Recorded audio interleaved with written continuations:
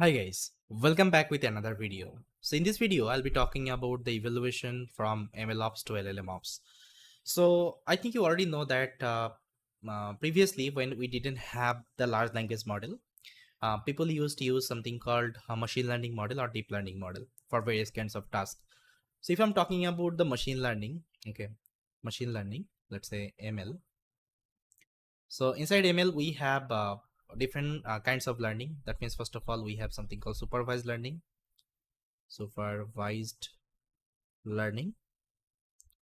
Then we have unsupervised learning.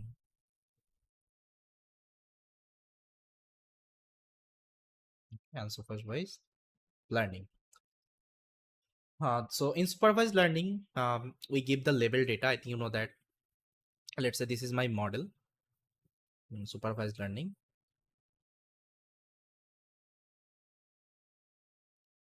Let's say this is my model. Here we give the X data as well as the Y data and we get the prediction. Okay. And in unsupervised learning,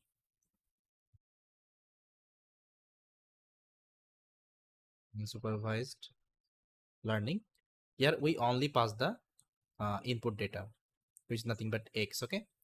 And here we get the Y. That means we don't pass the level here. And how it works based on the clustering technique. Okay, so we have various kinds of model in supervised learning. That means we have linear regression, logistic regression, random forest decision trees. Okay, and in unsupervised learning, we have some, let's say, clustering model like k-means clustering, DV scan. Okay, so these are the model actually we usually use here. And your machine learning, most of the time it will be working based on the tabular data. Let's say whenever you have the table data, okay, table data, that time actually it will work better, table wise data. Okay, because here you have some fixed column and rows. So here you have, let's say, 1 2 3 4 5. That means column is equal to 5 and 1 2 3 4 and 5, and row also is equal to 5. That means you have the fixed size. So here, let's say, this many of columns is your X data and this one is your Y data. That means 4 column you have for the input. Okay, and this is your level data. Got it? And you have some specific row size. But what about actually other data? Let's say image data. Let's say whenever you have something called image kinds of data, image data, audio data, then what? Or let's say text data. Then what to do? Can we use machine learning model here? Can we use machine learning model here? You can use machine learning model, but it won't be working better here. Why? Because some of the data are actually unstructured here. What would be the problem? Let's say whenever talking about image, I think you know that image has some dimension. Okay, it has some dimension, and inside of image actually we have some pixel value. Okay, so this is called actually pixel value, and this is the dimension. This is the height of the image. This is the width of the image. Yes or no? So let me show you. If I go to the website, let's say here, if you search like image pixel mnist. So see some of the example I can show you. Hmm, let's say this image. So if I zoom this image, see, you can see there are some pixel value. Okay, and the pixel value range is 0 to 255. So whenever it is having some number, so you can see there is a color, but whenever it doesn't have any number, that means 0, it is a white background. So that's why image has some pixel value, and this pixel value we have to give it to the model. But what with the problem, if you are using machine learning model can't understand, okay, can't extract the features. Let's say there 3 has been written, so this thing actually can't extract the machine learning model. So for this we use something called deep learning model. Okay, we use deep learning model. deep learning Deep learning. And in deep learning we have 3 kinds of neural network. We have something called ANN, that means artificial neural network. Artificial neural network.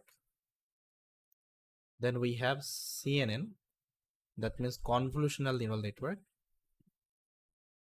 Convolutional neural network. Then we have RNN. That means recurrent neural network. Okay, so ANN, this is the foundation of neural network. So here we just try to understand how to build a neural network. So most of the time we will be using the tabular kinds of data here. You can also use the image data, but the measure actually image data you will be using in the CNN, that is convolutional neural network. Okay, so here you have something called convolution operation. With the help of that you can extract the feature from the image. So I think you know these are the basics I'm expecting, guys, because this is the prerequisite. You should have familiar with these kinds of CNN, RNN. Okay, then you'll be able to understand the latest LLM architecture. Got it? So it can extract actually features from the image, and after that we just try to pass the features to the neural network. Okay, to the neural network, and our neural network will be working fine. So let me show you one CNN architecture. So let's say there are different CNN architecture. I will show you, let's say VG16.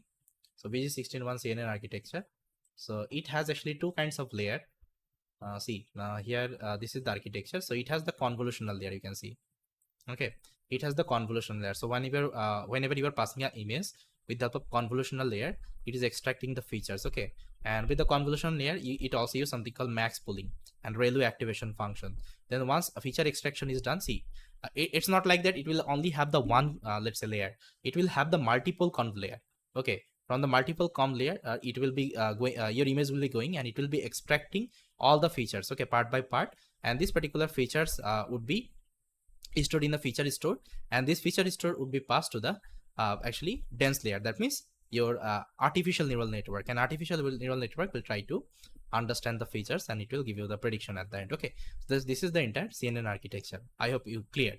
So all the CNN image data, all the video data will be passing to the CNN architecture.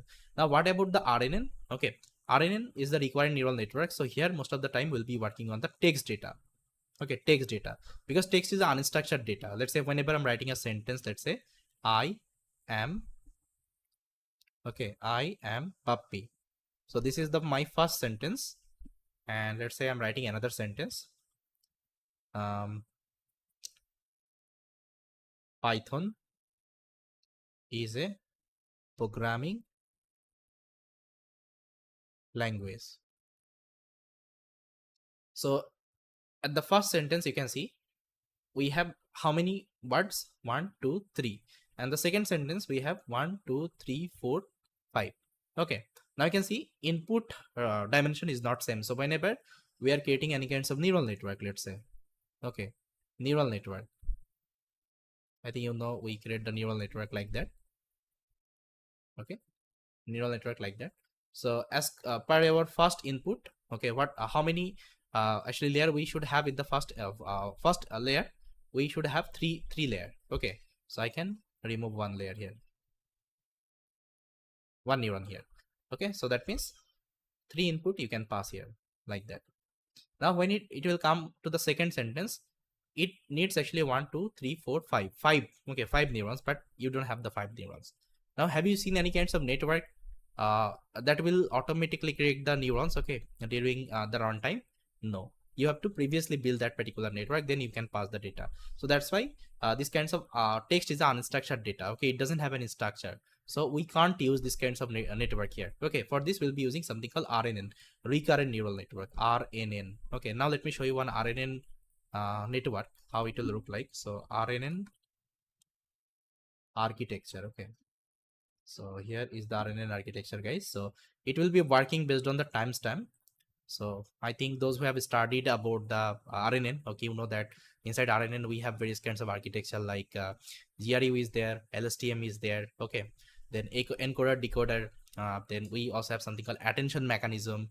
So because the attention mechanism is the very important things, based on that transformer architecture is created, and transformer is the core architecture behind all the large language model, okay, whatever we are using nowadays. So see, all the text has one timestamp. So let's say whenever I'm talking about I am Bappi, okay, so I has been written at the T1, I am has been written at the T2, and Bappi has been written at the T3. So it has actually one timestamp. Okay, so that's why we can also call it as time series data. That's why we have to use this particular architecture, so that it can unroll, okay, it can unroll that timestamp, okay, at the same time. Okay, so this is the actually mechanism of RNN architecture. Now I think you got it. So here, whenever actually we used to use these at the, let's say, model. Okay, so there was a domain was proposed called MLOps. Okay, MLOps was proposed because we already know that if I want to create any end-to-end application, productionized application, at then we have to optimize that application. Okay, and for optimization, what we need some certain structured actually guideline, so certain some actually tools and frameworks, so that we can automate most of the task. Got it? In MLOps also we do the same thing. Let's say whenever we train any kinds of model, what we do, we usually do the data collection. Okay, data collection we do. Okay, then we do something called EDA.